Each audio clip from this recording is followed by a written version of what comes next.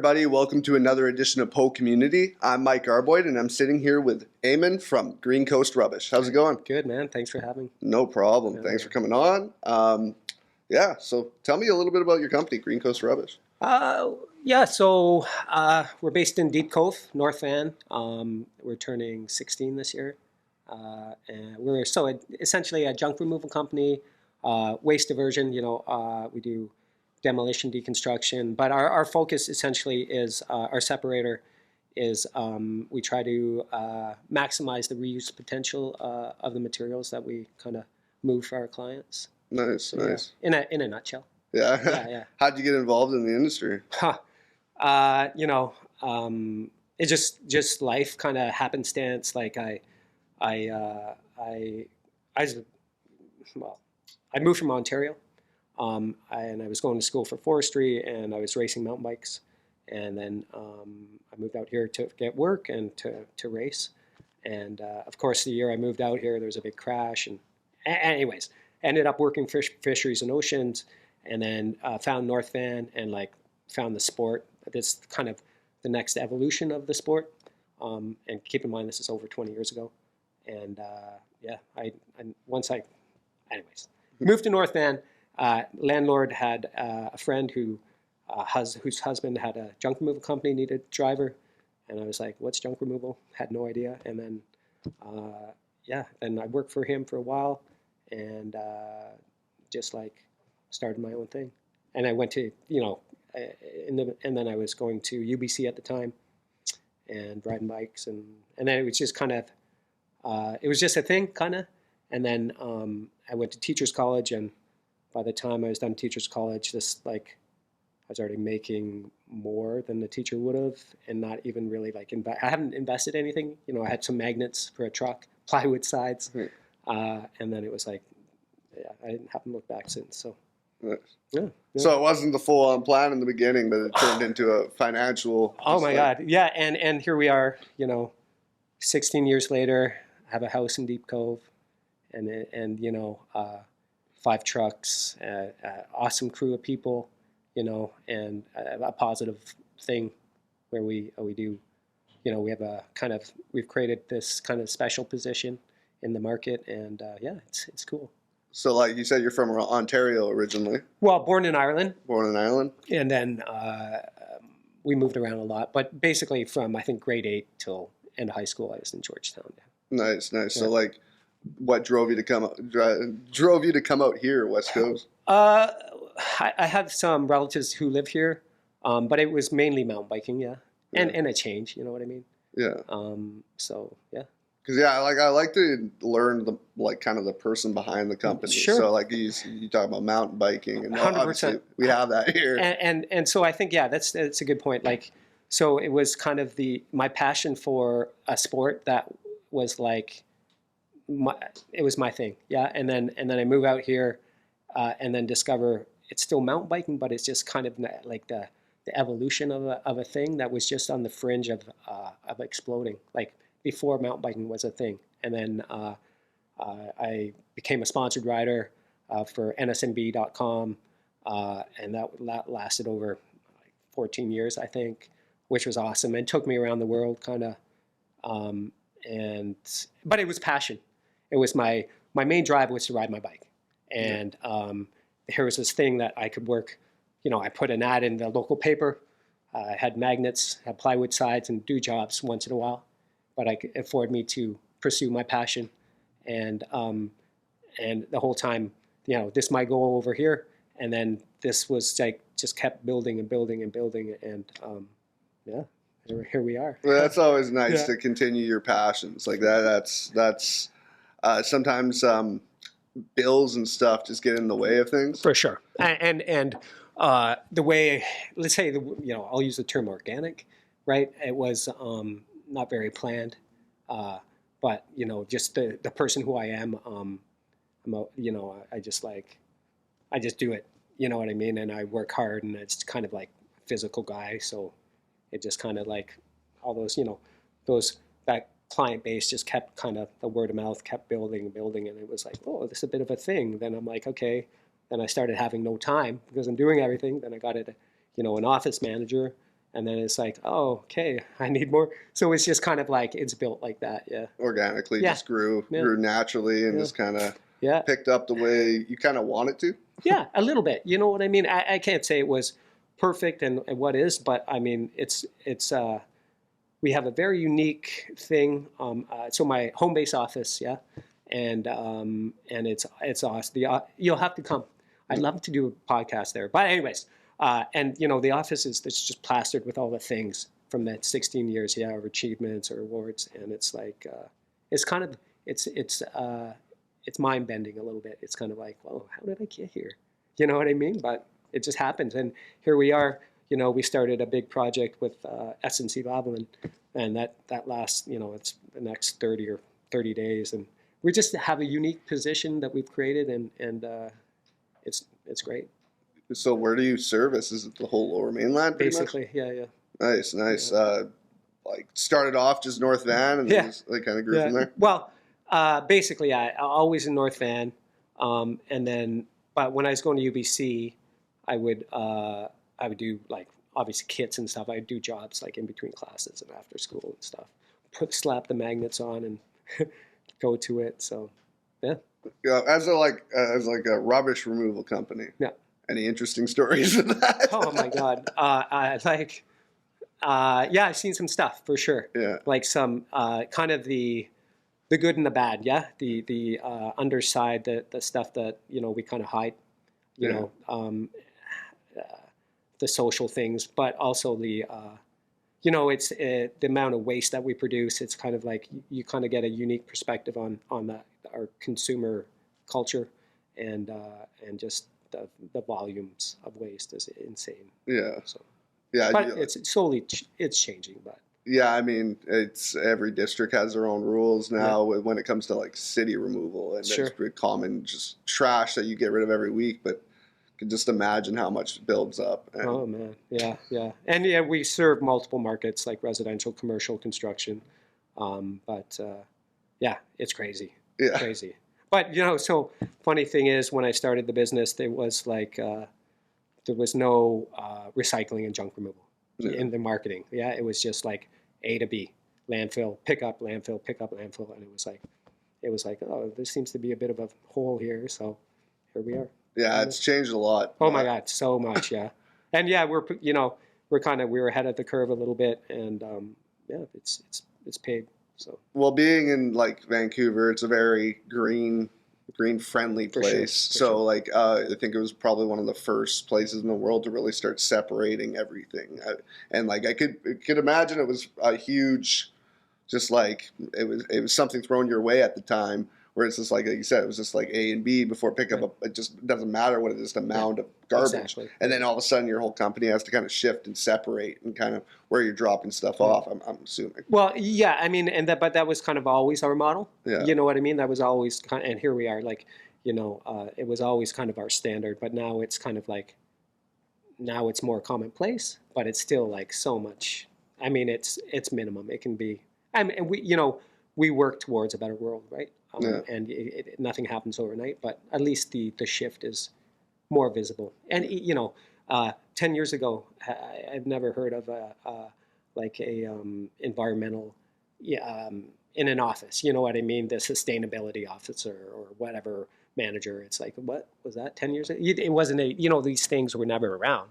But at least the mind shift, the consciousness is moving in that direction. Yeah. A lot of big companies, sorry. No problem. I'm like, is that like your name Green Coast to have a lot to do with the name too? Is like the whole of keeping it green type thing? Yeah, good question. Yeah, well, clearly because that's just kind of who we are, but it was also kind of more like literal as well. I'm kind of a practical guy, but like I recall like driving to UBC one morning and it was like, I had the idea. I wanted to do it, right? And my brother kind of helped me. We had a partnership and started it like in that regard. But it was like I was on Fourth turns into whatever. I driving out to UBC and it's like, and that road and it's like yeah. So we're green and then I'm like. And it's the coast, and it's just like, yeah. And so, yeah. Nice. Yeah. It's always cool to hear the stories of it all. It just, your name makes sense to where we are in the world. For sure. Like, I know that it seems to be like could be a headache to some people, like separating all their garbages and stuff. Do you still see like a huge problem with just people just not giving a crap, really? Oh yeah. I mean, it's unfortunate. You know, it's a funny world where, you know, we'll pay thousands of dollars for you know, a sofa or mattress or whatever the item is. Yeah, and then when it comes to the end of its life, it shocks me that there's not a program. You know what I mean? You're just buying this thing and then you're paying again to get rid of it. It should be anyways. But we're working on, you know, moving in that direction. But it always blows my mind when, you know, you get calls from people and they're like, "Oh, that's how much." It's like, well, hold on, you paid like $5,000 for this sofa, and you think it's going to be free to remove it? Like, anyways. Yeah. But I mean, you know, as we move forward, like EPR programs, like the people who produce these items, you know, they include those costs, the end of life costs, and you know, that's the direction we're heading. And you know, a big component of what we do is like community is one of our values. So we have some strong partnerships with like donation spots, and but they're overwhelmed. You know what I mean? They're just like, there's not enough of them. Like, and we need. I think I'm going to go on a rant, but like, we need more support, right? There needs to be, you know, on the municipal level and federal and provincial. Like, we need. Why isn't there reuse centers? Like, there's so much junk. We move so much material. We could, but we can't. You know what I mean? Where do we put it? Yeah. Real estate's insane. You know, to have a insane, right? But yeah, that's I'll stop there. Yeah, no, it's crazy. It's a lot to do with just kind of how everything is political nowadays. It's just, it seems like politicians are always gonna, depending on which side they're on, are gonna fight each other on whatever. Sure. So they're never gonna be on the same page with stuff. Yeah. So it just seems like everything takes so long to actually be put forward. Yeah. 100%. And you know, so yeah, turning 16. So I've been in the game for a little bit. Yeah, and turned 47 this year, if you can believe it. But you know, 16 years ago and today, the same rhetoric. Yeah, the same white papers, the same discussion panels. It's like, yeah, we need action. You know, Yeah. and not to discredit anyone's efforts. You know, but we have all the conferences and all the things and all the ivory tower, not to discredit, but like, let's move. Yeah, we have the facilities. We have like local companies like us that we know what we're doing. Yeah, let's move. But that's just ambitious me. But yeah. Yeah, it's just a slow process. Can be frustrating sometimes. It is, and it's also kind of just the way how the world is. Yeah, like, you know, this is gonna like government and big business. You know what I mean? And these producers, these big giant companies who, you know, like, why isn't it? Why aren't there regulations? Why can a company make a sofa and then or a appliance that's done in 5 years and it's just garbage? Yeah. Anyways. Yeah, well, they also don't like it's like I feel it's the old man way of saying things, but they don't make things like they used to. No, well, it's 100% true, man. Yeah. When I moved into my place, they had the original washer dryer. The things were like, the washing machine was probably 200 pounds. It was insane. Yeah. But it was like OG, like all metal, just a tank. But it worked. Hey, Yeah. It worked. But because I was doing renovations, it didn't fit in the space, so I had to get new appliances, and I couldn't get. They won't warranty anything past, it was 5 years or something. Like, and maybe the max life is 10. It's insane. Yeah, I know. It's just saying, like, I got a TV from the 90s that I play old systems, video game systems and stuff. Yeah. Thing has never crapped out, never had an issue. It's amazing. But then you buy like a OLED black TV it could be a couple $1,000. They're expected to last 5 years, and if you try to get it fixed, a lot of the times, even the repairmen are like, it's not worth it. Not worth it. Well, yeah. Case in point, cell phones. Yeah. You know what I mean? Like, why are the components glued? Like, why can't we just pull a chip in and, you know, upgrade the hardware or whatever? You know what I mean? Yeah. But yet it's just like, and becomes obsolete with all the blah blah blah. But it's just like buy. But at least we have a good you know, the programs that are in place for electronics here.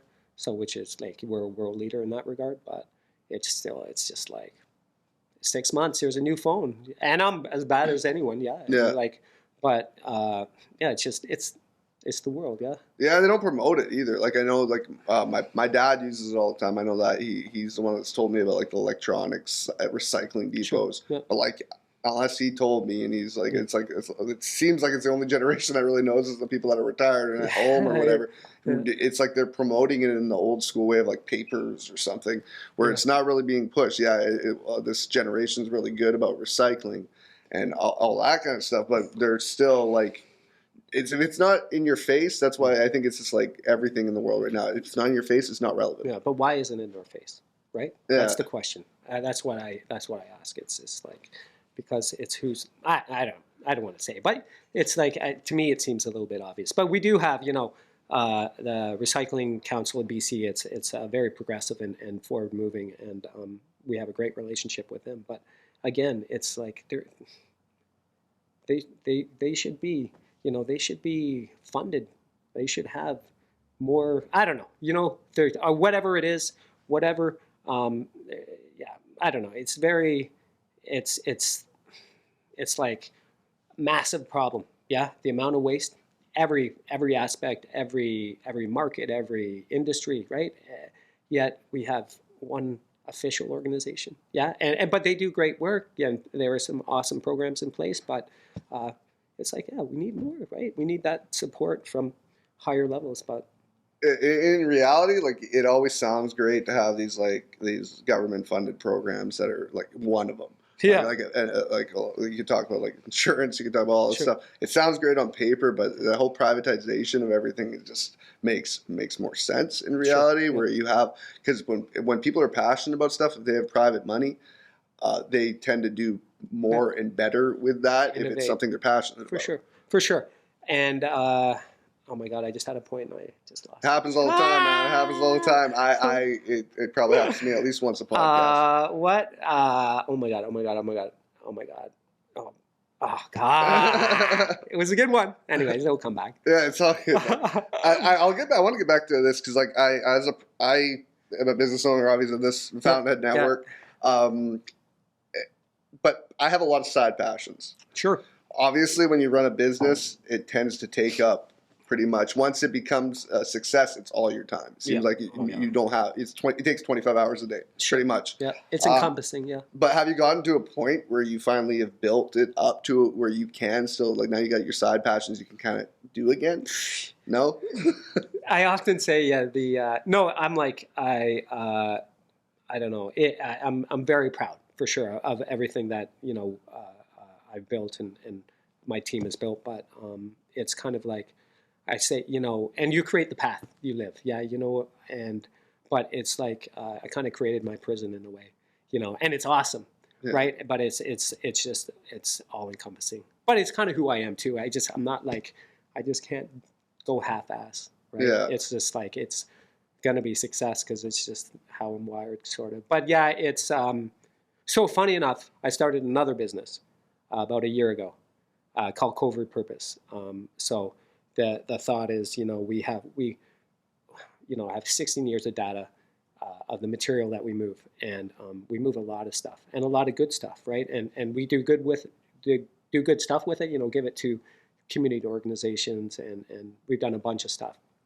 But I kind of wanted to kind of some of the unique things that we take and put a unique West Coast spin on it and kind of like do goodwill with it, and then also kind of like another revenue source when things at Green Coast are a little slower, so they'll go and work Covert Purpose. But being so busy that it's just like it's there, but I have no time. Like I have no time already. Yeah. And it'd be suicide for me to. I'd be lying to myself. So it's, but it's a funny thing. It's like, I'm like, it's like I see this potential, and it's there, but I was like, it's just like it's there and over here, and time is the enemy. Yeah, it is. It really is. I find it's just the enemy. That's all. That's plain and simple. You don't have enough time today. No, isn't so? And that's a trippy thing. Yeah. So I remember high school and just like staring at the clock. Oh, God, the days felt like forever. And now it's like days passing by, time just fly. Like the sense of time, it's like, where's it gone? You had no time. And that's the thing in my life currently. It's like, it's my time. That is the value. That's the thing. It's like, you got to maximize your time because you have no. I was going to drop an F-bomb, but no time. There is no time. Yeah, I got the kid too, so it's like if there is time, it's like that's where the extra time goes to. Sure. Right? So it's like it's the saying I've been hearing a lot lately. It's like I quit my 40 hours a week job that stressed me out, so I can work 80 hours a week and not get paid for it. Yeah. And it's just like it's so true. It's like at least you have your own destiny and you got control of your own narrative. But it's crazy stress, and I mean, I don't know how COVID's affected your business at all in the last couple of years. If it's been, I mean, some businesses were lucky enough for it to be a plus, but a lot of businesses weren't. I mean, it's been quite a journey for sure. We had the essential service thing, so we kept operating, and a lot of our internal policies, like the cleanliness and whatever, they're already kind of in place anyways. And had a home-based office but we don't really have client meetings. You know what I mean? So we had that separation. So it wasn't a lot of like logistical changes, but it was like how just mentally and the strain on everyone and the kind of fear of the ever impending disaster that was always looming. But it was good for business because it seems that because they shut everything down. Yeah, people working from home. People spending too much time at home, they're tired of staring at the walls, or they're like, they want to do a renovation, or they're just like, or they want to buy more shit. So we were busy. It was a weird time, and it was a successful year, but I would happily return it, for it never happening. But well, it really depends on the industry too. Like, 'cause you aren't the same industry as this. What I'm about to say, but like, it's kind of somewhat the same. My best friend's he drives a garbage truck. Okay. He was every week overtime up the like yin yang for years. Yeah. And then all of a sudden COVID hit, and all these businesses that he would pick up bins from. Sure. Restaurants were either not open, closing down, or just not nearly the amount of people going in. Yeah. So all of a sudden he's not picking up every day. So now he's actually, luckily he's on salary, so he gets what he gets. But if he does overtime, he gets paid way more. Sure. Now his days are shortened until it's more of like you don't know your schedule as much, where it's like, okay, then all of a sudden one day it's just like, oh, this customer wasn't picked up for weeks now instead of every week, and now they're overflowed, and now you got to like rush to them. So it's like there was a lot of changes. Yeah. It wasn't like it killed the business or anything, but it definitely, the amount of stuff was just changed in ways. Like you're saying, you're doing more like people are moving, renovating. They're at home more, so they're building home offices, getting rid of junk. Yeah, that's different. And so like I said earlier, we have a number of markets we're in, kind of or that we serve, and there are commercial, like our offices and banks and gold companies and architect firms, whatever. That's a big component of our client base. But COVID hits and that just dropped, right? But then residential was like, woo, right? Because everyone's at home and they're just tired of looking at the whatever, right? Yeah. Or they're scared, or they're bored, and what else you do when you have nothing to do? Buy shit. Yeah. Okay? Go to Amazon, buy whatever. Yeah. And it's just like, I mean, I hope I don't sound resentful, right? No, but it's just like on in the bigger scale of things, it's just like, the patterns. Yeah, it was trippy.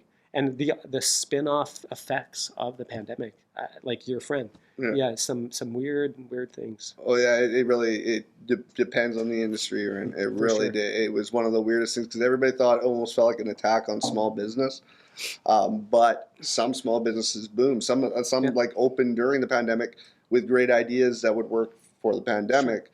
We were lucky enough, like co-working spaces that was something that was hit hard. Oh my God. But what we were lucky enough is we actually designed the space the way we designed it before COVID was a thing. Yeah. We wanted it to be wide open. We wanted people to kind of mingled together, so not as many like closed off like just small spaces, Sure, like cubicle, be yeah. open. Yeah. And it actually was a plus in the end. We're like, okay, well, people can keep their distance, all that fun stuff that everybody had to do these last few years. But I mean, when you're building community, that's when they're telling you don't have community and don't communicate. I can't even. So when I first came here, it was like before you opened. Yeah. And I think the space was, you were drywalling the space, but you know, I was like, oh, I couldn't. Man, you know, and I know what it's like. Yeah, you put all you invest so much, yeah, of yourself and you know, financial, but like just like such a barrier. Yeah, but you guys, you transgressed. You know, you kept true, and here we are. Yeah, coming out of this thing, and it, you know, I feel those obstacles, they just make you stronger. Yeah, those lessons you learn, but I mean, man, I can't like imagine. I mean, it was stressy for me, and we were open, right? You know what I mean, and busy, and like you guys are building this thing and this concept, and there's no guarantees in life. Never. Hey, and at least now I don't stress about it anymore, because it's like we're year 16. It's like we're gonna be year 17. Yeah. You know what I mean? It's gonna come. We have our highs and lows, but pretty confident that we're gonna be around for a while. But like when you're starting, and all the investment, oh my God, the unknown. Yeah. Oh yeah, if you look at the big picture though, like I try, like everybody gets stressed out if you're owning a business, but when you look at the big picture, the government can spend hundreds of millions of dollars. You can spend a lot less, but even though it's a lot to you, and if money is really seems like it's nothing nowadays. Relative, yeah, sure. That you should probably if you do have it, put it towards something you're passionate about. Dude, now. And isn't that, you know, I vibe with that. Isn't that the truth? Yeah, because it's like, it's too short. Yeah. Life is too short to be, and I'm a little more, probably because of just the way I'm wired, but and my sporting kind of pursuits. But I'm a little more risk adverse. Yeah, like I always. But you know what? If I wasn't that, you don't move. If you're safe, you don't change if you're safe or you're contained. And you got to put yourself out there. You got to take the chance. You got to talk to the pretty girl. Because if you don't, you'll be like, God damn it. You think about it for life. Yeah. Literally for life a lot of times until you forget it. Yeah, totally. Yeah. But I mean, it's just, you know, there's no guarantees, right? But I mean, I think that you take a chance, and sometimes it doesn't work. Yeah. But you're a better person for it because you tried.